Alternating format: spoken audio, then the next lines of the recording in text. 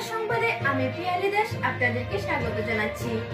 গত বুধবার কালাইনে মর্মান্তিক সড়ক দুর্ঘটনায় হত 5 ছাত্রের পরিবারের খোঁজ নিলেন প্রাক্তন সাংসদ তথা সর্বভারতীয় মহিলা কংগ্রেস সভানেত্রী সুস্মিতা দেব।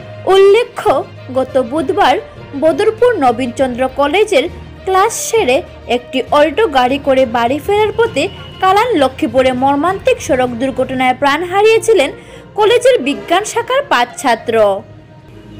এই খবর পেয়ে আজ প্রতিজন প্রয়াতের ঘরে ঘরে গিয়ে শোকসন্তপ্ত পরিবারের প্রতি সমবেদনা জ্ঞাপন করেন শিলচরের প্রাক্তন সাংসদ সুস্মিতা দেব। শ্রীমতী দেবের সঙ্গে ছিলেন কালান ব্লক কংগ্রেস কমিটির সভাপতি বিশাল সরকার, সহসভাপতি জাকির হোসেন খান, কাটিগড়া ব্লক কংগ্রেস কমিটির সভাপতি হুসেন আহমেদ চৌধুরী, কালান গাঁও পঞ্চায়েত সভাপতি মৃদুল কান্তি চক্রবর্তী, কালান গাঁও পঞ্চায়েতের প্রাক্তন সভাপতি সন্দীপ দাস প্রমুখ। পরে শ্রীমতী দেব গণমাধ্যমের সাথে কথা বলতে গিয়ে জানান যে NH6 এর উপরে বারবার অ্যাক্সিডেন্ট হচ্ছে। একটা হয়তো 28 তারিখ হয়েছে, তারপরে 5টা ছেলে একসঙ্গে অ্যাক্সিডেন্টে মারা গেল 2 তারিখে। আমি প্রত্যেকের পরিবারের সঙ্গে দেখা করেছি। প্রত্যেকটা পরিবার একটাই কথা বলছে যে ভবিষ্যতে আরও কারোর ছেলে বা সন্তানের সঙ্গে যেন এটা হয় না। 2-3টা জিনিস আছে। প্রত্যেকটা অ্যাক্সিডেন্ট ট্রিপার করছে।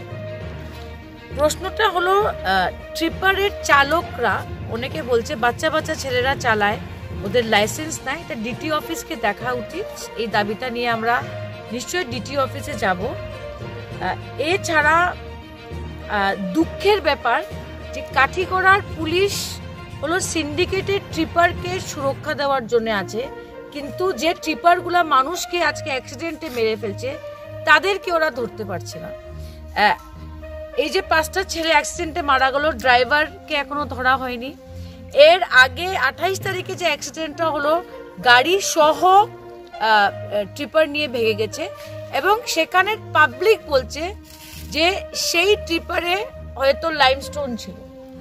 হ্যাঁ, তো সিন্ডিকেটের গাড়িকে প্রোটেকশন দেওয়ার জন্য কাঠিগড়ার পুলিশ আছে না কাঠিগড়ার পাবলিককে প্রোটেকশন দেওয়ার পুলিশ আছে? সেটা জবাব আমরা নিশ্চয় পুলিশের প্রশাসনের কাছে চাইব।